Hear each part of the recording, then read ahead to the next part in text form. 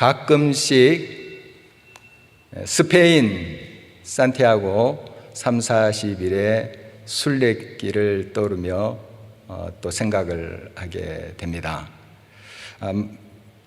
2층 침대들이 다닥다닥 붙어 있어요. 거기에 남녀 구분 없이 여러 명이 한 방에 자게 되는데 잠자리가 편치 않더라고요. 또 잠을 몇 번 깨요. 코 고는 소리,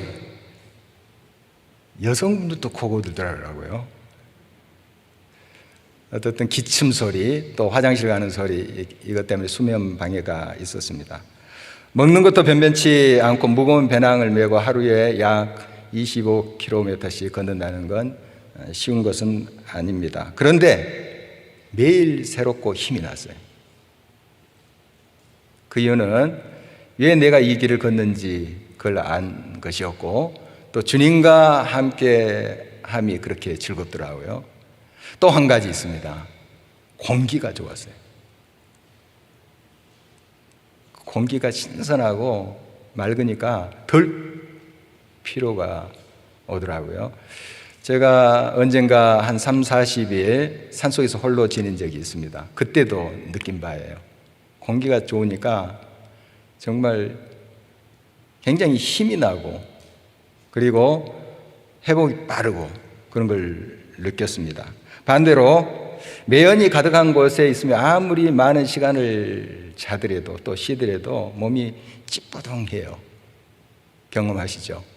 이 공기가 참 중요하다 하는 것을 우리가 공감하고 있습니다. 영적인 공기도 있습니다. 성결하고 맑은 영으로 가득한 분위기 속에서는 언제나 은혜와 힘이 넘칩니다. 물론 어려움이 없다는 것이 아니에요.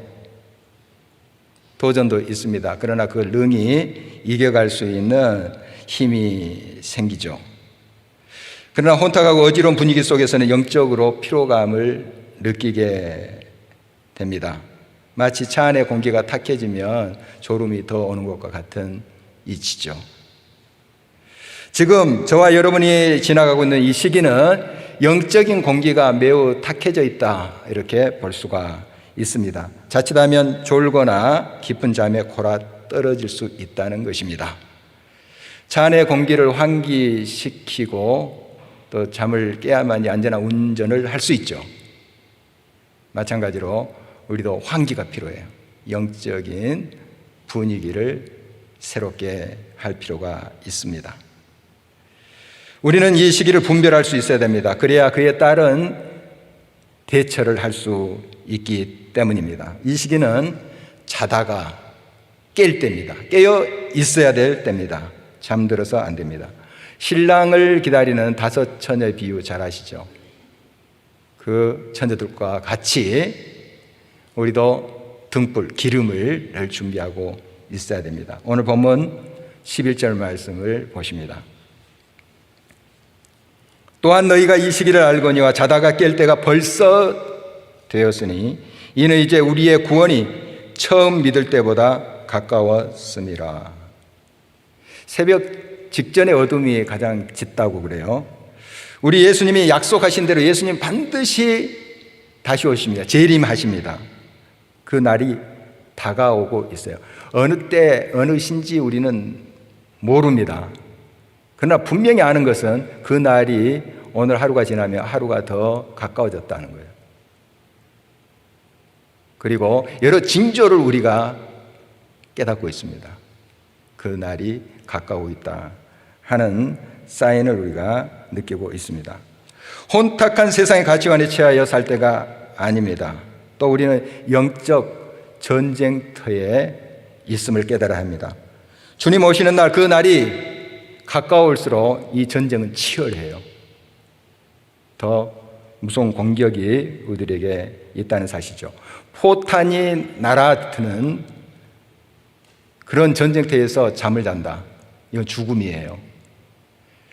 제가 군대 생활할 때 저희 부대에 콘크리트 울타리에 큰 글씨로 이렇게 써져 있었습니다. 졸면 죽는다. 그 과장된 말이 아닙니다. 깨어 있어야 돼요. 후방 부대인데도 이렇게 강조를 했다면 전방 부대는 어떻게 해야 되겠습니까? 또 전쟁터면 더 깨어 있어야 되지 않겠습니까? 인류 역사를 보면 나라의 멸망은 사회 시스템의 붕괴에서 오지요.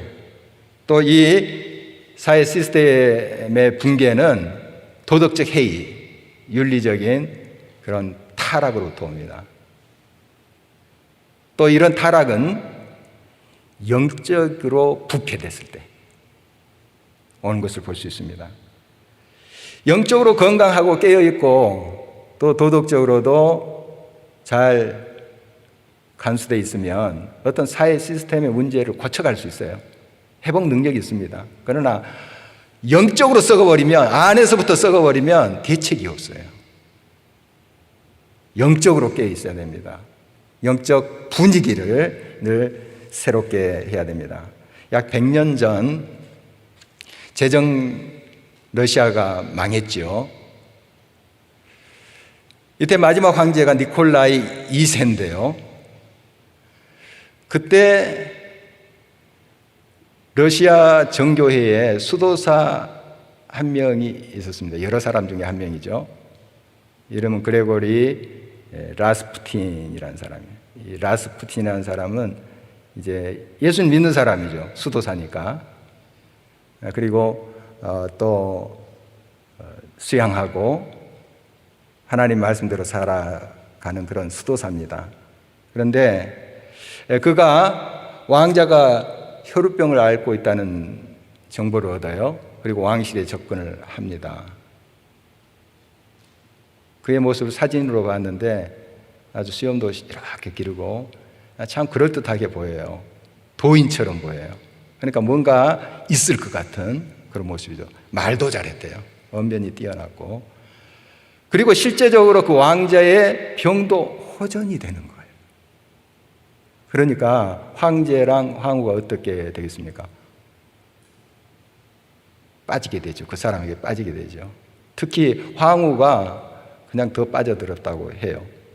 니콜라이 2세 이 황제는 나라의 여러 정사를 의논도 하고 이 사람에게, 그리고 자문도 얻고 그렇게 통치를 했다고 합니다. 그런데 정말 하나님의 말씀인 성경을 늘 묵상하고 기도하고 또 교회 전통에 따라서 단정히 행해야 될 이 사람의 실제 삶은 정반대였습니다. 성적으로 난잡했대요. 음행을 저지르고 기행을 저질렀던 사람이라고 합니다.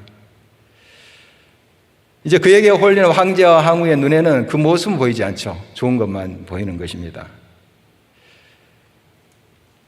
무거운 세금을 부과해서 백성들이 고통 속에 빠져들게 하고, 또 정말 굶주림이 심했습니다. 그래서 빵을 달라 하는 그런 노동자들을 유혈 진압을 했어요. 한 500에서 1000명을 죽였어요.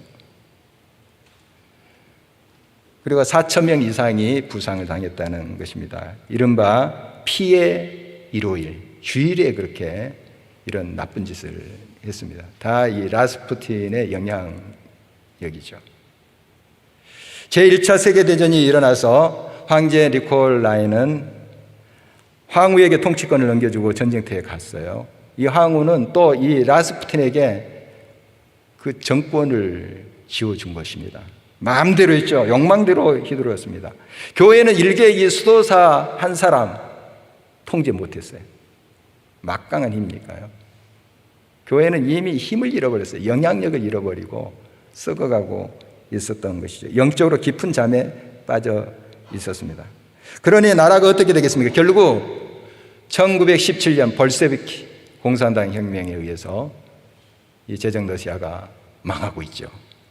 그리고 황제, 황후, 사녀, 일남, 공주, 왕자들이죠. 총살당했습니다. 이렇게 비참하게 무너져 내려갔습니다. 물론 이 수도사 라스푸틴 한 사람에게 다 죄를 뒤집어 씌울 수는 없어요. 그러나 그가 막강한 힘을 휘둘 수 있는 자리에 있었잖아요. 그의 책임이 가볍다고 이렇게 말할 수도 없습니다. 수도사 라스푸틴을 귀한 수도승 해서 괴승 이렇게 후대는 부르고 있습니다. 그의 성. 영적으로 썩으면 마치 속이 썩은 것 같아서 대책이 없습니다. 영적으로 잠들면 모든 것이 무너집니다.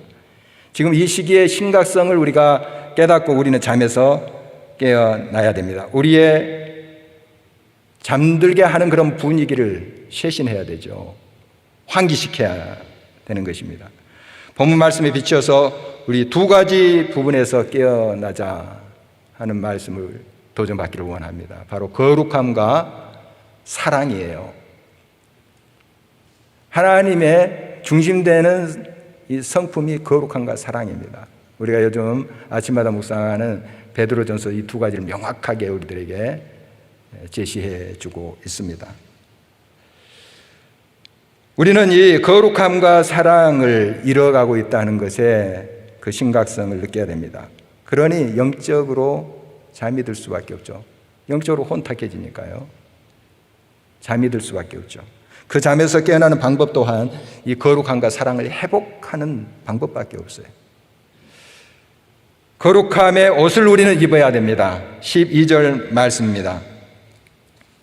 밤이 깊고 낮이 가까웠으니 그러므로 우리가 어둠의 일을 벗고 빛의 갑옷을 입자. 어둠의 일을 벗어버려야 됩니다. 어둠의 일은 세속적인 가치관, 그 문화입니다. 자기 중심적이고 이기적인 삶의 모습이죠. 방탕한 삶을 청산해야 됩니다. 성적으로 순결함을 우리는 지켜가야 됩니다. 지금 드라마나 영화들, 이런 문학작품을 보면 이 불륜과 또 음행을 굉장히 미화시키는 작품들이 많아요. 우리가 그런 드라마를 보면서 그렇게 불륜을 행하는 사람들도 자, 둘이 잘 됐으면 좋겠다, 이런 생각이 들 정도로 작가들이 글 써버려요.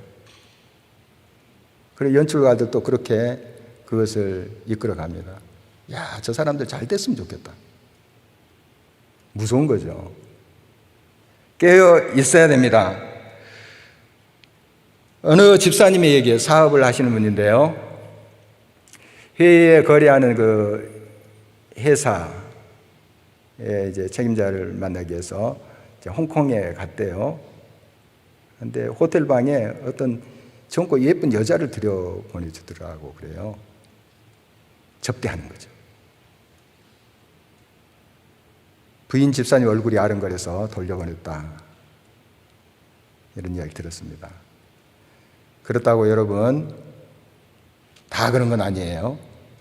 남편 또 해외 출장 가면 혹시 이렇게 생각하지 마시기 바랍니다. 그러나 이런 일들이 우리 생각보다 많아요. 우리가 다 그런 뉴스를 보고 있잖아요. 그렇게 잘 나가던 사람, 그렇게 높은 자리에 있고 우리가 우러러보는 그런 사람들조차도 음행을 저지르고 그것이 만천하에 드러나서 옷을 벗고 하는 일들 우리가 알고 있지 않습니까? 이 음란과 호색의 귀신은 남자들에게만 붙는 게 아닙니다. 무차별이에요. 깨어 있어야 됩니다. 거룩함으로 무장해야 됩니다. 음행과 호색과 더불어서 우리를 더럽고 추하게 만든 것이 또 있습니다. 오늘 본 말씀 보니까 다툼과 시기지요. 이건 역시 자기중심적이고 또 이기적인 사람의 특징입니다. 좋게 풀어가도 될 일을 꼭 싸움으로 끌어들이려고 하는 그런 경향이 있는 사람도 있습니다. 조그만 마음을 여유롭게 가지면 좀 품고 갈 일도 트집 잡고 꼬투리 잡아서 꼭 분쟁을 일으키는 경우도 없지 않아 많습니다. 정치 쉽게 우리가 이해할 수 있죠. 교회에는 없겠습니까? 가정에는 없겠습니까? 그럴듯한 명분을 대지만 다툼의 근원을 따지고 들어가면 고집스러운 자기 주장, 이기심이 거기에 따리를 들고 있습니다. 이것은 정말 집요하여서 우리는 끊임없이 주님의 도움을 구하지 않으면 우리도 이 우를 범할 수 있다는 것입니다. 바울은 갈라디아에 있는 교회에 편지하면서 이 거룩한 삶을 이렇게 도전하고 있습니다. 갈라디아서 5장 24절입니다. 그리스도 예수의 사람들은 육체와 함께 그 정욕과 탐심을 십자가에 못 박았느니라. 그리스도의 사람들은 육체를 따라 이 정욕과 탐심에 따라 사는 사람들이 아닙니다. 이미 우리는 우리 자신을 십자가에 못 박은 사람들이에요. 죽었다는 거죠. 그리고 내 안에 그리스도가 사시는 거죠. 우리 그런 고백을 하고 있습니다. 사실이고요. 우리는 이 땅에 살아가지만 천국 백성입니다. 하늘나라를 소유한 자들이고 결국 그 완성을 맛보게 될 사람들입니다. 그래서 우리 아버지 하나님이 거룩한 같이 우리도 거룩함이 마땅한 것입니다. 그러나 우리가 이 땅에 살 때는 나그네로 살아요. 저 본향 천국을 향해서 가지만 나그네의 삶을 삽니다. 나그네는 지나가는 사람이죠. 그래서 금방 지나칠 테니까 머문 자리를 아무렇게나 흐트러지게 하고 떠나갈 수 있어요. 다시 안 올 건데, 내가 떠나면 끝인데, 이런 생각을 가질 수 있어요.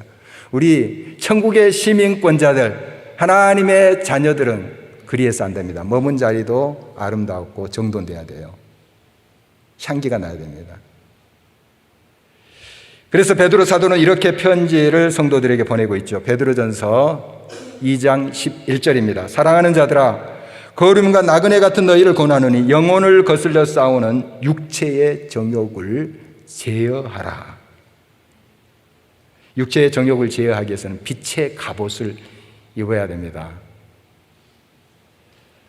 어두운 방에 그 캄캄한 어두움을 물리치는 방법 아시죠? 빛이 들어오면 돼요. 전기를 켜면 됩니다. 빛이 들어오면 돼요. 물론 우리의 삶 속에 여러 어둠의 일들에 대한 결단, 또 우리가 금식하면서 애쓰면서 그것을 끊어버려야 될 노력이 필요합니다. 나아가서 참 빛이신 예수 그리스도를 힘입는 게 또 방법이에요. 궁극적인 방법입니다. 주님으로 충만해야 됩니다. 그래서 빛의 갑옷을 입자 하면서 오늘 본문에는 그리스도로 옷 입자 하는 말을 이어가고 있습니다. 같은 말이에요. 참 빛이신 예수 그리스도로 옷을 입을 때 어둠은 물러가게 될 것입니다. 빛의 갑옷이라고 표현을 했어요. 왜 갑옷일까요? 여러 옷이 있을 텐데요. 우리가 싸움터에 있다는 거예요. 치열한 싸움터에 있습니다. 대충 입어서 이 싸움에서 이길 수 없어요. 단단히 무장을 해야 됩니다. 우리의 대적은 무엇일까요? 한 세 가지로 크게 볼 수 있습니다. 한 가지는 이 세속적인 가치와 문화입니다. 우리를 암암리 끌어들이는, 유혹하는 그런 아주 무서운 적입니다. 그리고 나 자신이 될 수 있어요. 나 자신 안에 있는 이기적인 욕망, 정과 탐심. 굉장히 무서운 적이에요. 궁극적으로 이 모든 걸 조종하는 어둠의 세력, 사탄의 세력이에요. 그래서 에베소 6장 말씀에 보면은 바울 사도가 그 전신갑주를 입으라 이렇게 도전을 하고 있는 것 아니겠습니까? 단단히 준비하고 이 싸움에 나가야 된다. 그렇지 않으면 진다, 패배한다 하는 것이에요. 여러 그런 무기와 또 방하는 그러한 도구들을 설명하고 있습니다. 여러분 단단히 우리가 전신갑주를 입고 이 영적 싸움에 나가야 될 것입니다. 영적으로 혼탁한 공기를 환기시키기 위해서는 우리 거룩함과 아울러서 우리 하나님의 사랑의 성품을 닮아가야 합니다. 이웃에게 내가 베풀었는데 돌아오는 게 없어요. 아니, 아무런 응답도 없어요. 반응이 없어요. 이럴 때 여러분 어떤 생각이 드세요? 내가 호의를 베풀고 마음을 담아서 뭔가를 표시했는데 뭐 물건을 줄 수 있고 또 정말 선물을 보낼 수도 있겠죠. 했는데 고맙다는 말도 없어요. 어떤 반응이 있어야 될 거 아니에요. 뭐 고맙다는 말은 두 번째 치고 반응이 있어야 될까요? 이럴 때 여러분 어떤 생각이 들까요? 서운한 생각이 들겠죠. 그리고 좀 심해지면 괘씸하다 하는 생각이 들 수 있어요. 또 심한 사람은 미워하더라고요. 혹시 이런 마음이 들면 여러분들이 그렇게 베풀었던 그것이 사랑이 아니었어요. 그게 사랑이 아니었어요. 사랑은 주고 잊어버리는 거예요. 사랑은 주고 잊어버리는 거예요. 오른손이 한 것을 왼손이 모르게 하는 것이 사랑이에요. 왜요? 비교할 수 없는 사랑을 우리가 받았잖아요. 천국을 소유하게 됐잖아요. 우리의 힘입니까? 우리의 의입니까? 우리 예수님께서 생명을 주시고 우리들에게 선물로 주신 것 아니겠습니까? 영원한 생명, 저 천국을 우리가 받았어요. 지금도 그 사랑을 누리고 있어요. 계속 공급해 주세요.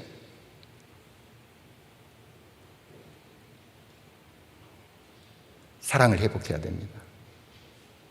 사랑을 찾아가야 되는 것입니다. 오늘 본문 말씀 8절을 주목해 보십니다. 피차 사랑의 빛 외에는 아무에게든지 아무 빛도 지지 말라. 남을 사랑하는 자는 율법을 다 이루었느니라. 사랑은 율법의 완성이다 하는 말씀도 하고 있죠. 이웃을 우리가 사랑한다면 살인, 또 간음, 도둑질, 그리고 남의 것을 탐내는 거, 이거 할 수 있어요? 할 수 없죠. 이 모든 율법은 이 사랑에서 완성이 되는 거예요. 사랑 안에 다 들어있는 것입니다. 그래서 사랑은 언제나 이웃을 향해서 선을 베푸는 거예요. 다른 사람이 내게 잘해줘도 선으로 갚아주는 거죠. 설령 악으로 내게 다가오더라도, 서운하게 해도, 상처 줘도 그 악을 선으로 갚는 거예요. 이것이 사랑입니다.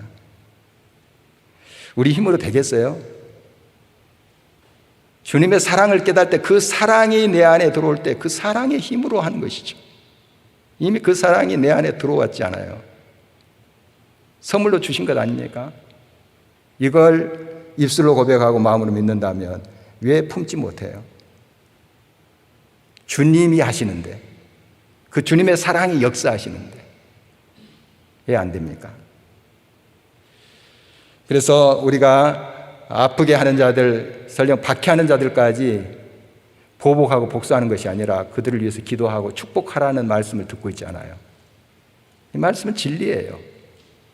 이 말씀을 우리가 따라서 사랑의 길을 가야 될 것입니다. 거칠고 삭막해져가는 마음들이 영적 분위기를 혼탁하고 있는 이 시기에 우리는 예수님의 지적에 다시 한번 경각심을 가져야 됩니다. 마태복음 24장 12절 말씀입니다. 불법이 성함으로 많은 사람의 사랑이 식어지리라. 누구를 탓하기 전에 자신 안에 하나님의 사랑이 있는가를 확인할 일입니다. 퍼주고 퍼주어도 마르지 않는 우리 주님의 사랑이 언제나 마음 가득히 차 있는가 하는 것을 확인할 일입니다. 이기심이라 쓰고 사랑이라고 읽지 말아야 합니다. 사랑의 표현은 다양하죠. 말로 할 수도 있어요. 글로 할 수 있어요. 요즘 문자 얼마나 정말 유용하게 쓰여집니까? 글로 표현할 수 있고요. 어떤 사람은 자기의 재능 가지고 표현할 수 있어요. 또 예술을 하시는 분은 예술로 그 사랑을 표현해요. 어떤 사람은 중보기도 해줌으로써 그 사랑을 표현합니다. 어느 것 하나 가벼운 게 아니에요. 각자 다양한 사랑의 표현이 있어요. 내가 하는 그 사랑의 표현과 다르다 해서 그 다른 사람의 사랑의 표현을 폄훼해서는 안 돼요. 다 귀한 것입니다. 다 아름다운 거예요.